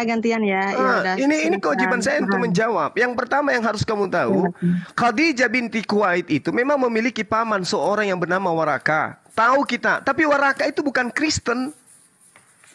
Dia yang menikahkan, tapi bukan Kristen. Ya, ada yang mengatakan dia yang menikahkan, ada juga yang mengatakan bukan dia menikahkan. Tetapi kitab sejarah jelas sekali mencatat bahwa Rasulullah Muhammad SAW diwakili oleh pamannya bernama Hamzah bin Abdul Muthalib untuk meminang Khadijah. Jadi yang menikahkan dia bukan daripada Waraka. Yang menikahkan beliau itu adalah pamannya bernama Hamzah bin Abdul Muthalib. Itu yang perlu saudara pahami. Sementara dengarkan. Sedangkan yang berkhutbah dalam pernikahan itu adalah Abu Thalib, paman beliau juga. Mahar yang diberikan itu, dengarkan saya, ini agama saya yang Anda tanyakan. Mahar yang diberikan pada saat itu bukan Bible, dengarkan, bukan babi. tapi 20 ekor onta. Ini sejarah, Bu. Pertanyaannya anak SD mengerti pertanyaan saya. Pakai agama apa Siti Khadijah dihalalkan? Kata dihalalkan. Beliau melakukan prosesi Hanif, tidak Kristen, tidak ada kemungkaran yang mereka lakukan pada saat pernikahan. Saya sudah menjelaskan samamu. Saya sudah menjelaskan. Kamu menginginkan Khadijah dan Rasulullah itu menikah ala Kristen kan? Iya kan? Nggak pernah terpikir. Makanya saya katakan beliau menikah. Dengarkan.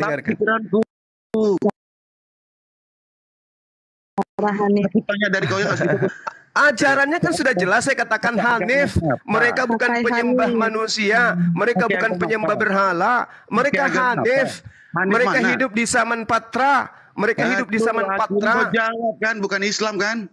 Selesai. Hanif itu apa? Hanif itu apa? Pakai agama Islam, ku tanya kau sekarang. Hanif itu apa? Islam itu nanti syariat Islamnya itu nanti disempurnakan setelah turun surah An-Nisa, Al-Maidah. Gimana sih orang ini? Benar salah saja. Siti Khadijah dihalalkan pakai agama Islam nggak? Hanif sudah dijawab. Hanif sudah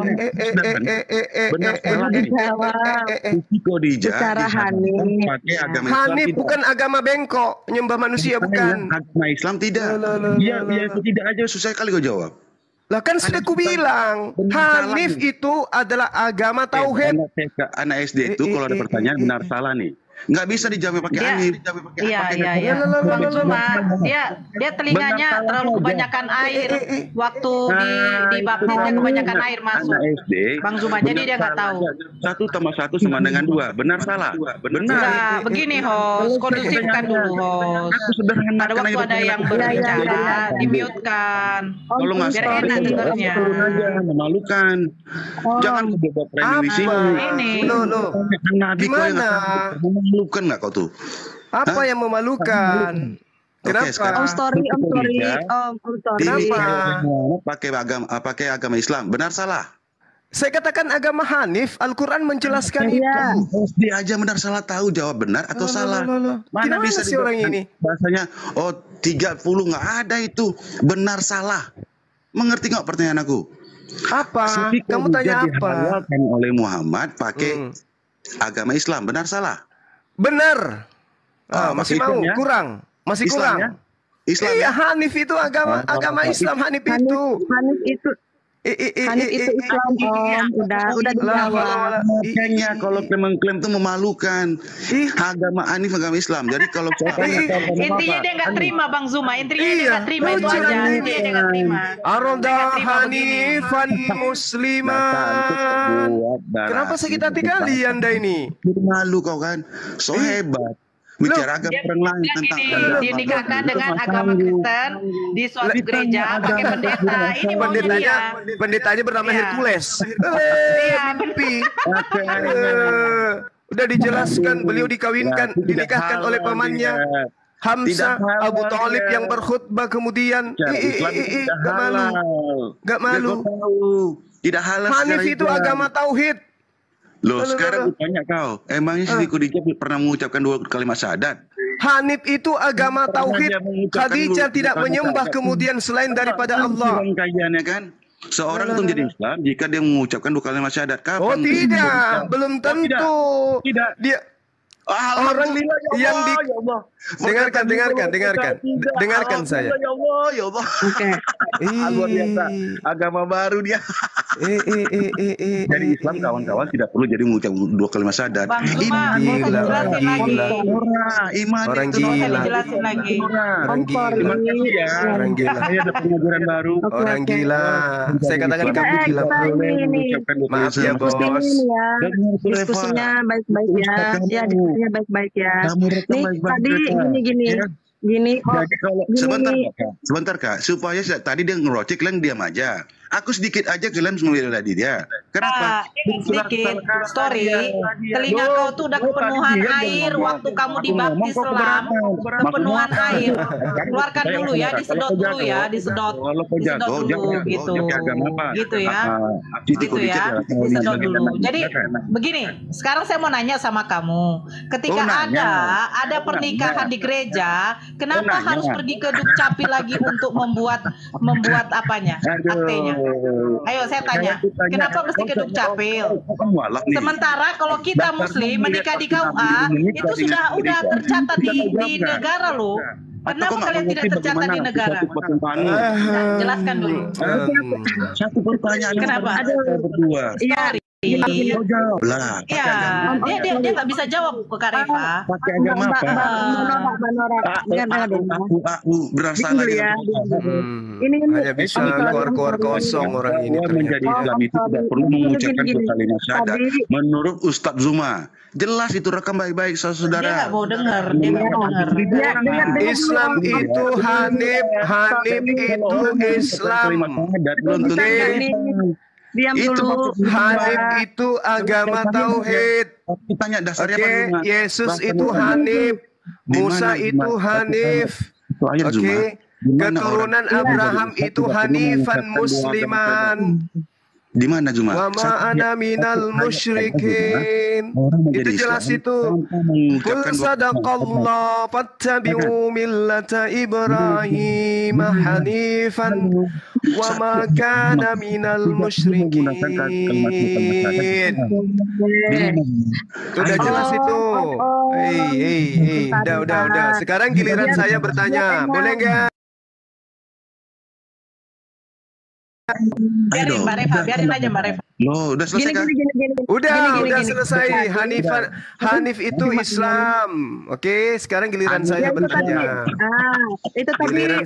Giliran saya bertanya. Boleh nggak? Jadi Islam itu kalau dia Hanif itu Islam. Udah itu urusan kami. Makanya kau nggak bisa bangun narasi, malu kan? Hanifan, kami di dalam sholat kami selalu wajjahtu wajhiya lilladzi fataras samawati wal ardh hanifan musliman. Hanif itu muslim, kumpulan orang-orang muslim. Udah. Sekarang giliran saya bertanya, bisa enggak? Karena kalau menikah tanpa dihalalkan. Giliran saya bertanya, bisa tidak? Biar tanya jawab biar enak. Yang sudah giliran saya bertanya, jangan panik. Pertanyaan saya sederhana. Sesuatu yang melekat pada pengenalan. Giliran saya bertanya, boleh enggak? Pada saat mabuk. Giliran saya bertanya, bisa tidak? Jadi tidak mengatakan seorang menikah dalam keadaan mabuk. Berat ya kalau jadi host. Giliran saya bertanya, bisa enggak? Kamu tidak bisa tidur Mbak Reva, hostnya tidur. Makanya itu saya sudah menjawab. Islam itu Hanif. Nah, nggak sanggup. Makanya Hanifan itu Islam. Pelakunya adalah Muslim. Makanya dikatakan Hanifan Musliman. Boleh nggak saya balik bertanya? Harus dihalalkan. Ya, boleh nggak saya balik bertanya? Kalau menjadi haram kayak babi dia. Babi itu haram. Iya. Boleh tidak saya balik bertanya? Menjadi haram seperti babi dalam pikiran kita. Boleh tidak saya balik bertanya?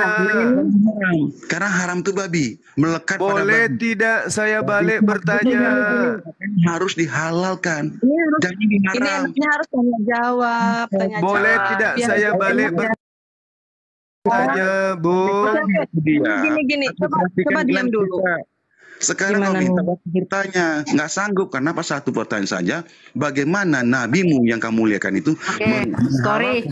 Sekarang kamu ditanya dulu. Story. Kalau nggak disorot menjadi haram. Biar enak ditanya dulu. Itu haram. Kalau haram itu kayaknya sekarang tahu dari teman-teman Muslim adalah babi. Babi itu haram. Jangan seperti itu loh. Jangan udah. Silakan dengan pemahaman Anda, silakan. Sekarang saya boleh tanya gak? Kalau nggak bisa diskusi dari tadi, satu aja nggak bisa kok. Ya udah. Aku udah jawab. Anda mau terima, Anda mau tidak terima, saya tidak ada paksa untuk Anda terima jawaban saya. Apa kau jawab tadi, silakan. Hanifan. Ya. Hanifan itu Muslim. Orang-orang yang melakukan ajaran Hanifan itu Muslim. Lagi jadi Muslim. Ya. Oke, saya tanyakan Zuma. Oh, semua nabimu Muslim nggak, Zuma? Ya, betul. Selain nabi kamu, nabi-nabi itu ada nggak yang Muslim? Semuanya Muslim. Selain nabi-nabi yang kamu sebutkan itu, yang 25 itu, ada nggak yang Muslim? Semuanya Muslim, orang yang mengikuti ajaran para nabi Muslim. Yahudi yang taat kepada Musa, Muslim. Nasrani yang taat kepada Isa, Muslim. Umat Islam yang taat kepada Rasulullah Muhammad SAW itu Muslim. Udah selesai. Giliran saya. Semua nabi kamu Muslim nggak? Giliran saya bertanya. Jawab dulu lah. Semua sudah ku jawab, Muslim. Selain nabi-nabi itu ada yang Muslim nggak? Selain nabi-nabi ada yang Muslim yang mengikuti ajaran para nabi. Siapa itu? Namanya satu aja. Termasuk Khadijah, termasuk baginda Rasulullah Muhammad Sallallahu Alaihi Wasallam. Muslim. Muslim lah. Waktu menikah Muslim. Muslim dong, kan mereka Hanif. Mereka kan Hanif. Mereka tidak menyembah Yesus. Atau Anda ingin mengatakan Khadijah nyembah Yesus? Ayatnya mana? Meong. Hah? Anda ingin mengatakan bahwa mereka menyembah Yesus? Ayatnya mana? Kan saya sudah bacakan ayatnya tadi. Kamu tahu sekelas Buya Sakur itu menafsirkan seakan-akan bagaimana mereka itu tidak menganut poligami. Kamu ngerti agama mana yang menganut poligami?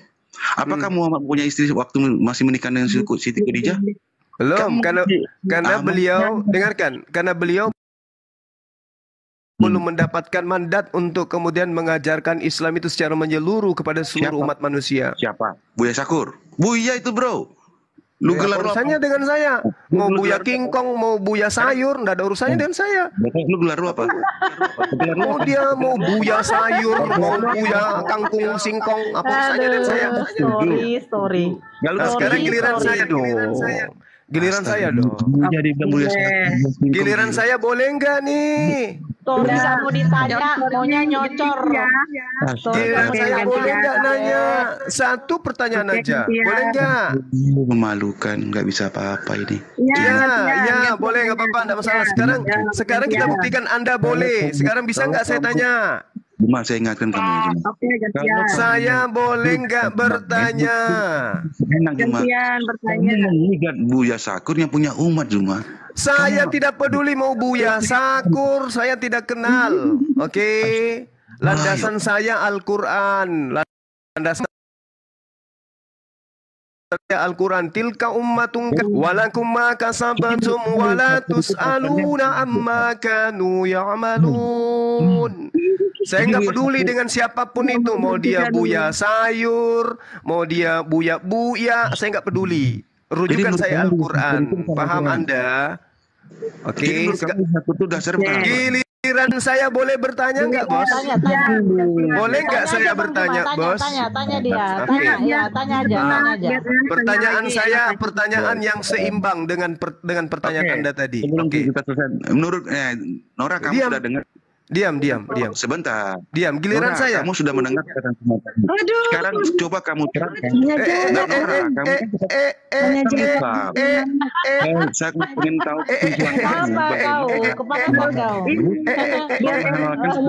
Giliran saya bertanya. Lanjut aja Bang Zuma. Giliran saya, dengarkan. Ini berdata loh, enggak seperti kamu cuma hayalan. Dengarkan. Yesaya 52 nomor 1, terjaga-jagalah, kenakanlah kekuatanmu seperti pakaian hai Sion, kenakanlah pakaian kehormatanmu hai Yerusalem, kota yang kudus, kota suci, sebab tidak seorang pun yang tidak bersunat atau yang najis akan masuk lagi ke dalammu wahai Yerusalem. Di dalam Yehezkiel 4:49, sebab itu beginilah firman Tuhan, tidak seorang pun dari orang-orang asing yang tidak bersunat nonotnya boleh masuk ke tempat ibadahku. Ya, setiap orang asing. Pertanyaan saya, apakah ketika Yesus masuk ke dalam bait suci jemaatnya ada yang tidak bersunat? Jawab. Ya, makanya saya bilang perjanjian Abraham itu ada yang harus kamu perhatikan, perjanjian sunat dan perjanjian tanah yang akan dituju. Tanah yang dituju ada Kanaan, bukan Pertanyaan saya, apakah jemaat Yesus ada yang tidak bersunat? Kamu keterangan. Saya nggak butuh. Pertanyaan saya ke Yesus, apakah jemaatnya Yesus ada yang tidak bersunat? Jawab. Kau mau kemana, Zuma? Abraham dikatakan pergilah dari tanah Saya itu. tanya, apakah jemaat yang ada di rumah ibadah bersama dengan Yesus ada di antaranya yang tidak bersunat? Jawab. Terangkan dong siapa yang bawa sunat itu. Kan Abraham. Saya tidak perlu, saya lebih paham dari Anda. Yang saya tanya, jemaatnya Yesus, apakah, dengarkan, jemaatnya Yesus, apakah ada di antaranya yang masuk ke sinagoge yang tidak bersunat? Jawab. Kamu lebih paham ya. Kamu lebih paham. Saya tanya, Nabi Lut kamu itu disunat nggak? Saya tanya tentang Yesus.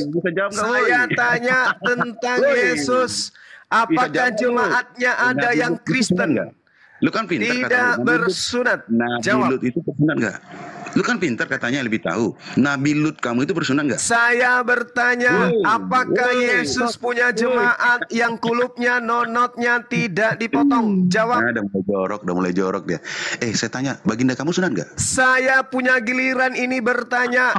Giliran saya bertanya, jangan pingsan duluan, jangan kubur diri Anda sebelum Anda meninggal. Dengarkan pertanyaan Bang Suma. Apakah Yesus ketika dia menjadi guru, menjadi tuan bagi Bani Israel, Yesus memiliki jemaat orang-orang yang tidak bersunat nonot? Jawab. Oke, saya jawab ya. Yesus itu tidak punya jemaat seperti yang kau tuduhkan. Berarti tidak ada pengikutnya yang tidak bersunat waktu itu. Bisa diskusi nggak? Kamu bicara. Loh, sama seperti Anda tadi. Berarti tidak ada orang Kristen di hadapan Yesus kala itu. Dengarkan. Berarti pada saat itu pengikutnya tidak ada yang Kristen. Kapan baginda kamu sunat? Aku kasih kau waktu 10 tahun ya. Aku diam nih. Dengarkan. Berarti apakah betul bahwa jemaatnya Yesus adalah orang-orang Yahudi bukan Kristen? Jawab. Meong. Zuma, kalau kau mentanya aku jawab. Saya mau bicara Abraham. Ya udah, coba kamu akui enggak bahwa orang-orang Kristen tidak ada satupun yang duduk di tempat ibadah tempat Yesus mengajar? Kamu akui enggak? Oke, biar Om Story dulu ya. Ya, Om Story jawab, Om Story. Iya, gitu dong. Jadi Abraham itu pertama kali dikatakan, keluarlah kau dari negeri Uskazim itu, dari negeri nenek moyangmu itu. Kemana? Ke tanah kan yang kutuju. Iman itu yang pertama ditunjukkan Allah kepada Abraham, kepada Allah. Ia keluar dari tempat dia ibadah. Kemana? Ke tempat yang dituju oleh perjanjian Allah. Di mana itu? Ke tanah Kanaan, bukan Arab. Ini harus dimengerti. Tidak ada kata Arab di situ. Makanya yang pengklaiman itu Ibrahim segala macam silakan. Tetapi iman kami mengatakan tidak mengenal Allah yang lain. Disitulah dikenal kata perjanjian sunat. Sunat. Kenapa kata sunat dikenal oleh Abraham? Yang saya tanya apa? Bentar, kamu keberatan terus kalau terangkan. Yang saya tanya apa? Kamu terangkan deh. Itu baginda Nabi kapan disunat? Silakan, saya diam nih. Kan? Yang saya tanya, Bung, yang Anda bahas, jangan kemana-mana perginya. Ayo, anak buah, ayo. Cup. Halo. Dengar gak? Ya. Wah, aku udah di atas tapi nggak ada ya. Mungkin gara-gara nggak disunat, Bang. Lukas 66, Lukas 4, 16, Yesus itu dengarkan. Yesus pada hari Sabat ajar orang-orang yang ada di sana dan dia menggunakan Alkitab. Alkitab di sini Alkitabnya Nabi Musa dan Yesaya. Saya tanya, apakah di rumah ibadah tempat Yesus mengajar ada orang-orang yang tidak bersunat boleh masuk ke dalam rumah ibadahnya? Jawab. Nah, kau itu aku bilang, kau selalu mengambil satu kesempatan menggabungkan. Jawab pertanyaan, jangan merepet. Jangan merepet. Sebentar. Kenapa kamu balik bertanya?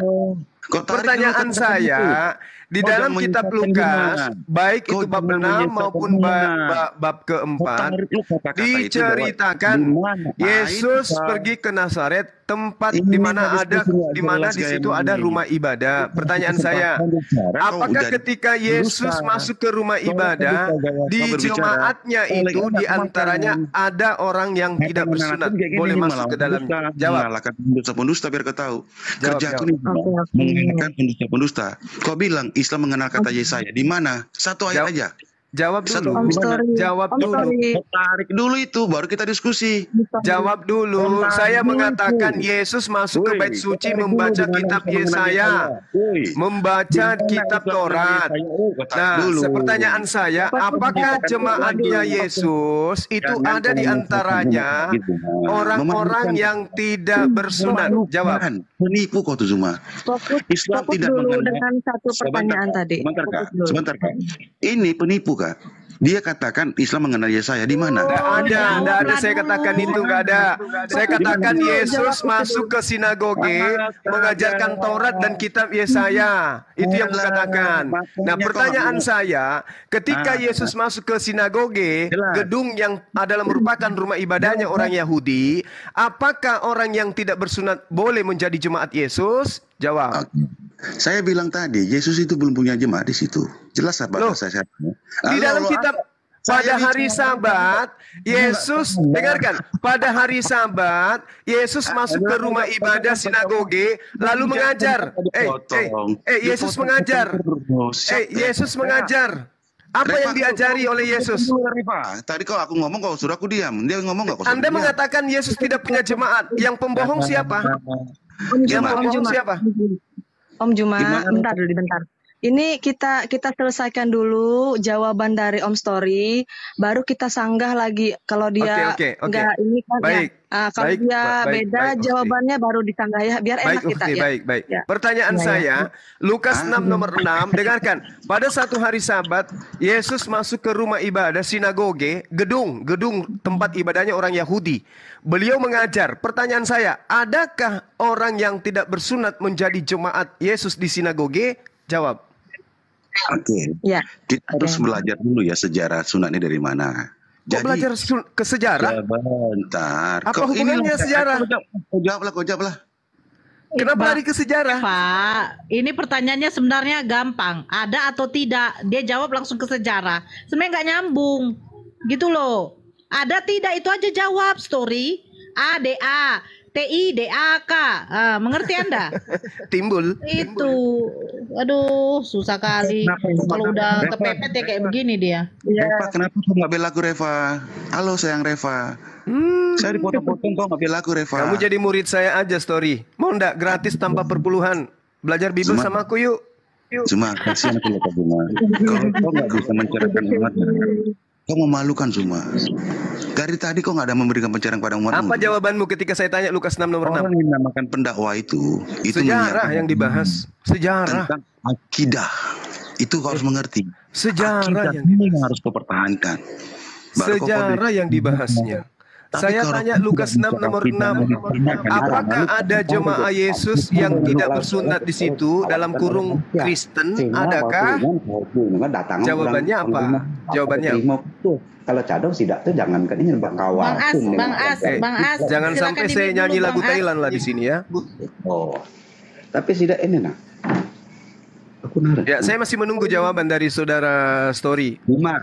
Juma ya. Lukas 6 nomor 6. Apakah ada di jemaat di rumah ibadah sinagoge Yahudi di mana tempat Yesus mengajar, di situ ada jemaahnya orang yang tidak bersunat? Jawab. Juma, kuasai mulutmu dulu kayak emak kau itu, kuasai dulu mulutmu, kasih kesempatan orang menjawab. Ampun, rupanya. Host, kok dinaikkan yang kayak gini, host? Ini mau diskusi apa mau hanya untuk kita bercerita menghujat? Host, kalau nggak kayak gini, itu kau sama dulu. Rupanya begini cara diskusinya ya. Jadi Juma ini saya jawab Juma ya agar kau belajar kalian. Hal ini orang-orang dulu sama seperti Juma. Ya. Gini, saya kasih tahu. 1 Korintus 4 ayat 10. Oten bodoh karena Kristus. 1 Korintus 4 ayat 10. Kau Muhammad, Baca aja dulu orang itu. yang diberi Quran, udah menghujat aja kau. Kamu ada orang gila. Itu kata Quran. Mana jawabannya? Mana jawabannya? Lukas 6 nomor 6 mana jawabannya? Gitu loh. Jadi di dalam sinagoge, kamu tahu nggak di dalam sinagoge itu ada nggak orang di luar Yahudi? Ini harus kau pelajari agar kau tidak bertanya dungu. Jawabannya apa? Jawabannya ada tidak jemaat Yesus itu yang tidak bersunat. Udah, selesai. Tepuk tangan dulu. Ternyata jemaahnya Yesus tidak ada yang Kristen. Alhamdulillah. Orang ini dungu. Kau kuasai dulu mulutmu, kau kuasai dulu. Udah. Saya cuma mau tahu itu. Pada hari Sabat, pada saat Yesus mengajar, ternyata Anda sudah akui Yesus tidak pernah mengajar Kristen. Yesus tidak pernah mengajar orang yang tidak bersunat. Oke ya. Ternyata bagi orang Yahudi itu Kristen bukan pengikut Yesus, tapi pengikut Paulus. Udah ya. Silakan ngoceh, silakan. Itu dianggap jangan sampai saya nyanyi Thailand. Tidak bersunat, paham nggak? Bahaya itu. Orang dungu bertanya aja nggak paham. Begini Bang Zuma ya. Jadi sebenarnya Yesus mengajarkan untuk bersunat ya. Jadi orang yang bersunat aja yang boleh masuk ya. Iya. Gitu ya. Nggak boleh. Oh, berarti yang nggak bersunat nggak boleh masuk. Berarti dianggap najis loh. Ini dungu. Bayangkan aja di Yesaya 52 nomor 1. Jangankan masuk ke tempat suci rumah ibadah, masuk ke Yerusalem aja nggak boleh, haram. Jadi begini, sebab tidak seorang pun yang tidak bersunat atau yang najis akan masuk ke dalam Yerusalem. Haram hukumnya. Kau itu kayak emak-emak dungu, makanya nggak belajar. Kalau di Yesaya 4:49 jelas dikatakan, oleh sebab itu beginilah firman Tuhan, orang yang tidak dipotong nonotnya tidak boleh masuk ke rumah suciku, ke rumah baitku, rumah ibadahku. Tidak boleh. Yesaya 4:49. Bahkan di Wahyu 21 nomor 27, orang yang tidak bersunat tidak boleh masuk surga. Gimana itu? Uktinora. Biar kamu ngerti. Itu penghalal. Wahyu 21 nomor 27, orang yang tidak bersunat alias orang najis tidak boleh masuk ke dalam surga. Gimana itu? Biarkan si dungu cuma ngoceh terus ya. Waduh, kasihan ini teman-teman kita. Orang untuk ngomong. Siti Khadijah itu disunat nggak semua? Siti Khadijah itu disunat. Mana ini teman-teman ini? Siti Khadijah disunat. Di dalam kitab Wahyu 21-27, orang yang tidak bersunat alias najis atau orang yang melakukan kekejian dari tidak boleh masuk ke dalam kerajaan langit atau surga. Oh, tidak ada dalilnya Muhammad sunat dalam Quranmu cuma. Iya, gimana sih? Siti Khadijah kayak emak-emak. Tunjukkan dalam Quran Muhammad sunat, kalau enggak Wahyu 21-27. Tetapi tidak akan masuk ke dalamnya sesuatu yang najis. Najis ini adalah orang yang berkulub. Di mana dikatakan najis itu adalah orang yang berkulub? Di dalam Yesaya 52 nomor 1. Dan memang Paulus mengajarkan di dalam Galatia 2 nomor 14, orang-orang yang tidak bersunat adalah orang yang hidup secara kafir. Bahwa wanita-wanita Islam itu gimana ini? Satu ayat aja. Gimana ayatnya wanita Islam itu harus disunat? Satu ayat aja. Paulus mengatakan orang yang tidak bersunat adalah orang yang hidup secara kafir. Galatia 2 nomor 14. Aduh, Pak. Jadi itu Muhammad hidup secara kafir gitu loh. Karena Muhammad tidak sunat, ngaku-ngaku dikata orang Muhammad sunat dalam perut. Buat satu siapa sunatnya? Boleh nggak saya nyanyikan sebuah lagu Thailand di sini? Boleh nggak? Umur 8 hari cuma, ya. Umur 8 hari bukan dalam perut atau klaim dalam perut seperti Muhammad. Maka kata Juma Muhammad itu kafir. Muhammad masuk neraka kata Juma. Kalau musik banyak mau dengar musik saya? Banyak di musik saya nih, mau dengar? Oh, ada. Ini kalau mau musik, bagus cuma mau dengar musik boleh, sampai kau turun boleh, kusuk hidup kan sampai gimana? Kamu nggak bisa lagi membantah. Yehezkiel 44 nomor 9, orang yang tidak bersunat tidak boleh masuk ke sinagoge. Oke. Yesaya 52 nomor 1, orang yang tidak bersunat tidak boleh masuk ke Yerusalem. Wahyu 21 nomor 12, orang yang najis tidak boleh masuk ke surga. Yang pertama nggak boleh masuk ke sinagoge, kedua tidak boleh masuk ke Yerusalem, ketiga nggak boleh masuk ke surga. Jadi kalian mau kemana? Iya, nggak boleh Muhammad masuk surga. Kalian mau kemana? Tidak sunat. Kalian mau kemana? Gitu. Jadi mereka ini nggak bersunat ini karena apa, Bang Zuma? Karena mereka ini pengikut Paulus, karena dikatakan Paulus di dalam Galatia 5 nomor 2, Yesus tidak berguna bagimu jika engkau menyunatkan nonotmu. Jadi mereka ini pengikutnya siapa? Pengikutnya Paulus gitu. Paulus mengatakan di Galatia 5 nomor 2, Yesus tidak berguna bagimu jika engkau menyunatkan dirimu. Itulah dia bahayanya. Makanya teman-teman Kristen ini tidak sunat, karena mereka ini adalah pengikut Paulus, bukan pengikut Yesus. Makanya saya tadi tanya, apakah jemaat Yesus di sinagoge ada yang tidak bersunat? Ternyata nggak ada, semuanya bersunat. Jadi mereka nggak punya tempat, mau di Yerusalem nggak boleh, di sinagoge nggak boleh, di surga pun nggak boleh. Wahyu 21:27. Jadi kemana perginya? Kan cuma ada 2 tempat, surga neraka. Kalau mereka nggak diterima di surga, berarti mereka terkumpul di, dan memang ya 21, 22, 23 orang yang tidak melakukan kehendak Bapa, yang memanggil Yesus Tuhan, bernubuat dengan nama Yesus, bermujizat, itu diusir ke neraka, dianggap sebagai pembuat kejahatan. Matius 13:50, pembuat kejahatan dilempar ke neraka. Hanya dia. Dan memang dikatakan oleh Yesus dalam Matius 23 nomor 15, Paulus, pengikut-pengikut Paulus itu adalah orang neraka dan 2 kali lebih jahat daripada Paulus itu sendiri. Itu tertulis di Matius 23 nomor 15. Pengikut Paulus adalah orang neraka dan 2 kali lebih jahat daripada Paulus sendiri. Oke teman-teman, saya kira cukup. Saya pamit undur diri. Terima kasih Ukhti Nora, saudara-saudara muslim saya. Ya, dikurang-kurangi masuk ke komal-komal oten karena mereka tidak memberikan ilmu sama sekali. Mereka hanya ingin menghujat. Kalau kita mau tenang itu di komal Islam. Ya, di komal Islam. Saya pamit. Assalamualaikum warahmatullahi wabarakatuh.